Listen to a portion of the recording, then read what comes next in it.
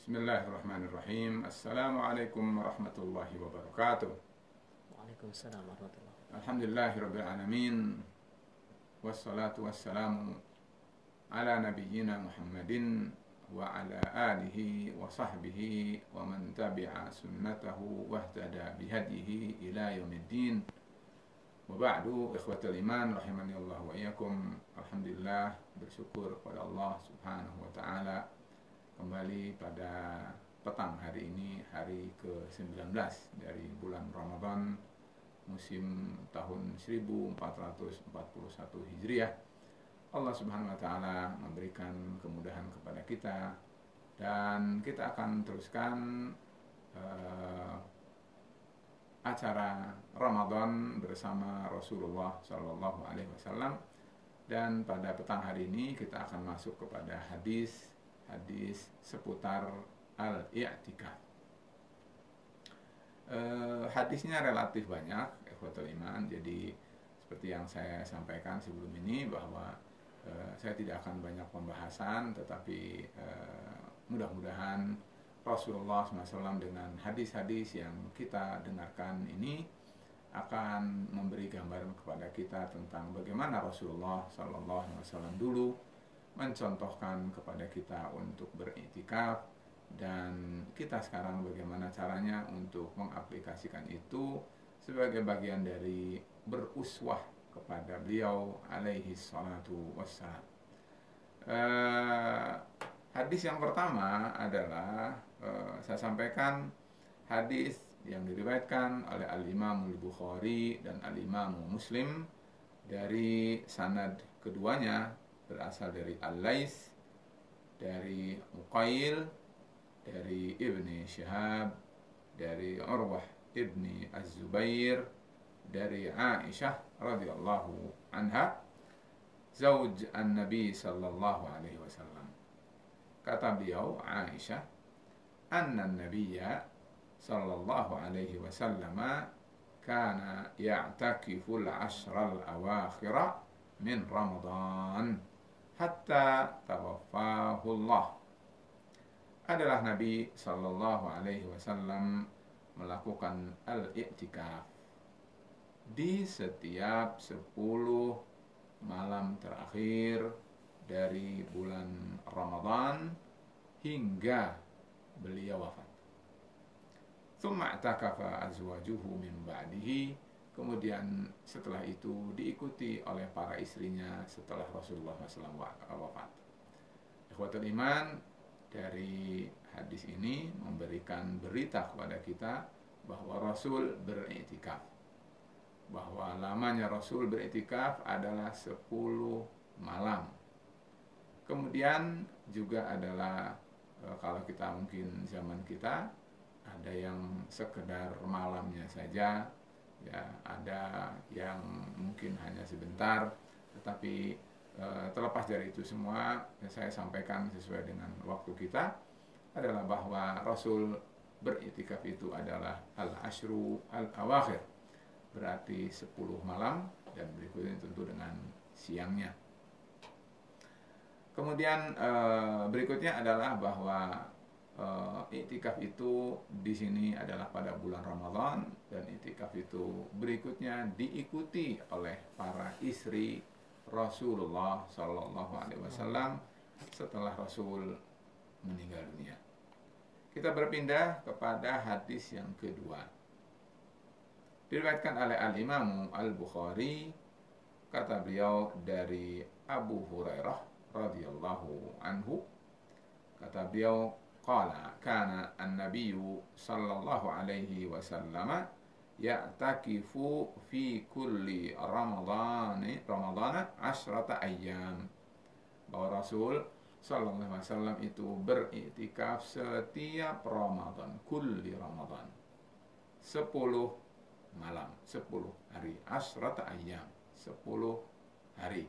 Jadi kalau tadi malam, asyar al-awakhir, kalau ini ada 10 hari, berarti 10 hari, 10 malam. Falamma kana al-amu alladhi qubidha fihi i'takafa 20 yawman. Pada tahun di mana Rasul alaihi salatu wassalam dipanggil oleh Allah, pulang ke rahmatullah, wafat, Rasul beriktikaf 20 hari. Subhanallah. Berikutnya adalah kita lanjut, agak panjang sedikit, tetapi saya akan sampaikan agar kita juga mendapatkan riwayat yang lengkap, bahwa di dalam apa yang diriwayatkan oleh Al-Imamu Al-Bukhari dan Al-Imamu Muslimun di dalam sahih keduanya tentunya, adalah bermula dari seorang rawi yang keduanya meriwayatkan sama dari beliau, yaitu dari Abil Yaman. Kata beliau, akhbarana Syu'aibun, kata beliau an Zuhri, kata beliau an Ali ibn al-Husaini, anna Safiyyata bint Huyai zauja an-Nabi sallallahu alaihi wasallam akhbarathu, bahwa Safiyah menghabarkan kepada Ali bin al-Husain. Apa yang diberitakan? Kata beliau, annaha ja'at Rasulullah sallallahu alaihi wasallam tazuruhu. Aisyah radhiyallahu anha mengunjungi Rasulullah sallallahu alaihi wasallam wa huwa mu'takifun fil masjid. Pada saat Rasulullah melakukan i'tikaf di dalam masjid, fil ashri al-ghawabir. Dalam hadis ini, dalam riwayat ini disebutkannya bukan al-awakhir, tapi al-ghawabir. Ghawabir juga minimal sama, artinya adalah ghawabir, yang meninggalkan, atau di 10 hari terakhir dari bulan Ramadan, akhir-akhir bulan Ramadan. Min Ramadan, dari bulan Ramadan. Fatahaddatsat indahu sa'atan minal isya. Kemudian setelah itu beliau berbincang sesaat dengan Rasulullah sallallahu alaihi wasallam. Kemudian summa qamat tanqalibu, kemudian beliau adalah pulang, yakni inqilab di sini maksudnya adalah pulang. Safiyah setelah menemui Rasul di masjid pada saat beriktikaf, kemudian pulang, lalu kemudian faqama ma'aha an-nabiyyu sallallahu alaihi wasallam yaqlibuha, yakni Rasulullah SAW mengantarkan. Rasulullah SAW setelah dijenguk, sekarang Rasul karena ini adalah perempuan, istri beliau, maka tidak disuruh pulang sendiri, tetapi diantarkannya. Hatta idza balaghat babal masjidi, pada saat beliau sudah sampai di pintu masjid, alladzi inda maskani Ummi Salamah zaujin Nabi sallallahu alaihi wasallam, pada saat melewati pintu rumah Ummu Salamah. Dan Ummu Salamah juga adalah istri Rasulullah sallallahu alaihi wasallam. Jadi rumah-rumah istri Rasul itu adalah berdekatan. Di sini rumah Ummu Salamah, di sana rumah Safiyah. Nah, sebelum sampai kepada rumah Safiyah, lalu harus melalui terlebih dahulu namanya rumah Ummu Salamah. Pada saat seperti itu, marra bihima rajulani minal ansar. Ada 2 orang sahabat dari kalangan al-ansar yang melewati ataupun yang melalui atau yang berpapasan dengan Rasulullah sallallahu alaihi wasallam. Fasallama ala Rasulillahi sallallahu alaihi wasallam tsumma nafadha. Setelah salam lalu bersegera untuk meninggalkan, ya. Mungkin kalau bahasa kita, khawatir Rasulullah SAW tidak nyaman bahwa ada Rasul sedang bersama istrinya, lalu ada 2 orang sahabat lalu berdiam di situ atau berlambat-lambat tinggal di situ. Para sahabat langsung sensitif dan muraat ataupun memperhatikan kondisi seperti ini. Mereka karena cintanya kepada Rasulullah, mereka karena hormatnya, karena ta'zimnya kepada Rasul sallallahu alaihi wasallam, bersegera meninggalkan Rasulullah SAW. Faqala lahuma, tiba-tiba Rasul berkata, menyapa, memanggil keduanya. Kata beliau, ala rislikuma, ya fulan dan ya fulan, sebentar, ya, sebentar. Kalian jangan lari duluan, kalau bahasa kita begitu. Innama hiya Safiyyatu bintu Huyai. Ini yang saya antar ini adalah Safiyah bintu Huyai, yang sudah barang tentu sahabat tahu bahwa beliau adalah istri daripada Rasul sallallahu alaihi wasallam. Dan kalaupun tidak dikenal bahwa itu adalah Safiyah, mungkin menurut keduanya adalah tidak mungkin berpikir bahwa orang lain selain daripada istri Rasulullah. Qala, maka dari itu keduanya mengatakan begini, qala subhanallah ya Rasulullah, maha suci engkau ya Allah, wahai Rasulullah, wa kabura alaihima, lalu dianggapnya itu adalah sesuatu yang besar, disangkanya adalah Rasulullah SAW adalah begitu prasangkanya seperti apa, lalu para sahabat sebetulnya tidak ingin mempunyai prasangka ataupun hal yang zon yang lebih daripada wajar dan semestinya. Bahkan tentu tidak patut bagi Rasulullah SAW untuk melakukan sesuatu yang nyeleneh, apalagi yang maksiat, apalagi zina dan dosa besar.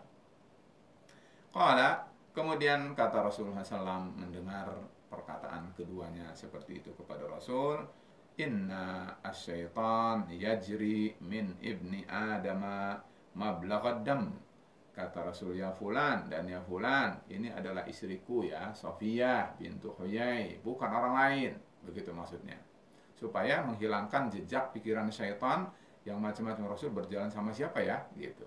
Nah, supaya tidak seperti itu, langsung ditepis dan diklarifikasi oleh Rasul Sallallahu Alaihi Wasallam dengan mengatakan, wahai fulan dan fulan, kalian harus tahu ya bahwa syaitan itu adalah mengalir bersama aliran darah Ibnu Adam.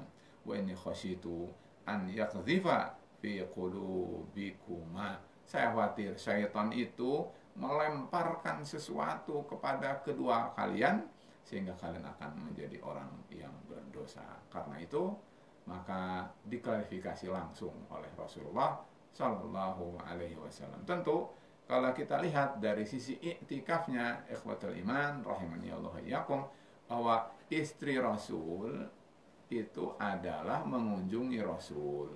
Artinya kalau kita ambil sebagai satu landasan, boleh seorang wanita yang dia adalah istrinya, yang dia adalah mahramnya, untuk menjenguk, untuk mengunjungi suaminya yang sedang berada di masjid melakukan i'tikaf.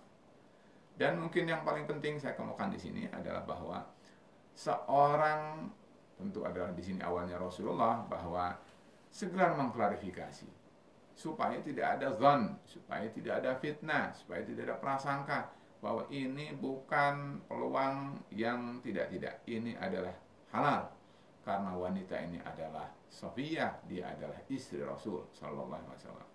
Kalau kita ambil kepada zaman kita sekarang, ikhwatul iman, inilah Rasul Sallallahu Alaihi Wasallam telah memberikan contoh kepada kita tentang apa yang disebut dengan klarifikasi. Segala sesuatu yang mengundang syubhat, yang mengundang tanda tanya, yang mengundang keraguan, yang mengundang prasangka, segera jawab itu dengan apa yang disebut dengan klarifikasi, sehingga menjadi clear dan akhirnya adalah tidak mungkin muncul prasangka apalagi tuduhan yang lebih keji. Ikhwatul iman rahimani Allah iyyakum, itu adalah apa yang kita bisa sampaikan. Berikutnya adalah baru hadis yang keempat. Hadisnya banyak ya. Kita masuk pada hadis yang keempat, adalah juga hadis ini diriwayatkan oleh Al-Imamul Bukhari dan Al-Imamu Muslim melalui juga Aisyah radhiyallahu anha. Kata beliau, qalat, beliau Aisyah berkata, wa in kana Rasulullah sallallahu alaihi wasallam la yudkhilu alayya ra'sahu wa huwa fil masjid. Kata Aisyah, Rasul itu memasukkan kepalanya kepadaku, maksudnya adalah melalui jendelanya ya, bahwa karena kamar Aisyah itu adalah berhimpitan dengan Raudhah ya, yang sekarang kita kalau ke Madinah itu ada namanya Raudhah. Nah, itu adalah berhimpitan dengan kamarnya atau hujratu Aisyah radhiyallahu anha.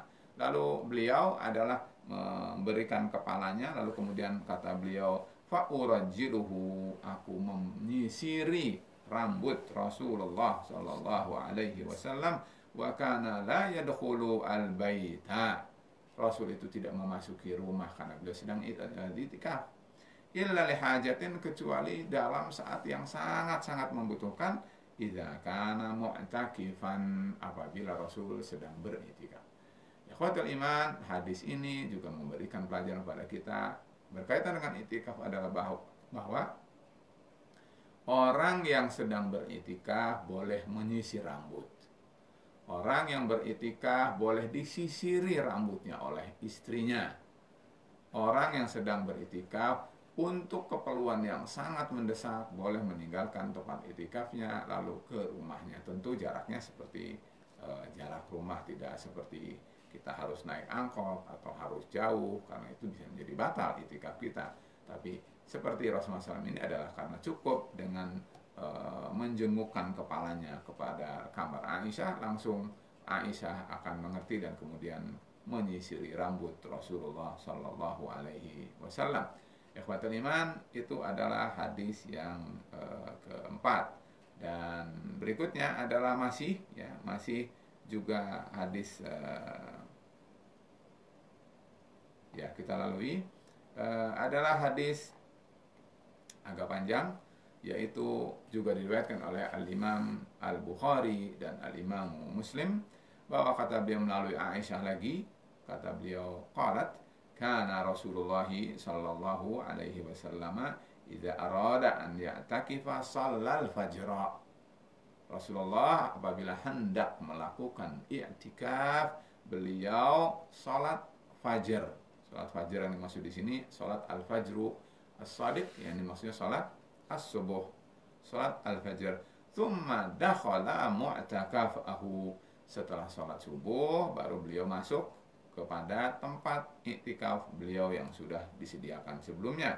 Wa innahu amara bi khibaihi faduriba. Lalu kemudian dipasangkan kemahnya ataupun tenda beliau untuk iktikaf di dalam masjid. Arada al-i'tikaf fil ashr al-awakhir min Ramadan. Pada saat Rasul hendak beriktikaf di 10 malam terakhir di bulan Ramadan. Fa amara Zainabu bi khabaiha faduriba. Begitu juga Zainab melakukan itu. Wa amara ghairuhuma an min azwajin Nabi sallallahu alaihi wasallam bi khabaihi faduriba. Akhirnya apa? Setiap istri mempunyai kesertaan ya di dalam seperti itu. Falamma shalla Rasulullah sallallahu alaihi wasallam al-fajr. Begitu selesai melakukan salat fajar, Rasul melihat, kemudian faida al-akhbiyah. Faqala Rasulullah SAW setelah dilihatnya bahwa ini adalah kalau bahasa kita tendanya ya, tendanya Aisyah, ada tendanya Zainab ya. Oleh karena itu maka kata Rasulullah SAW, al-birra turidna, kalian menghendaki kebaikan, fa amara bi khabaihi fa fuwidha wa taraka al-i'tikaf fi syahri Ramadan. Pada waktu itu kemudian karena melihat bahwa semua istrinya ingin menyertai Rasulullah SAW, Rasul kemudian akhirnya adalah meninggalkan i'tikaf itu hatta i'takafa fil ashril awwali min Syawal. Kemudian menggantinya i'tikaf Rasul tadi itu pada bulan Syawal 10 hari yang pertama.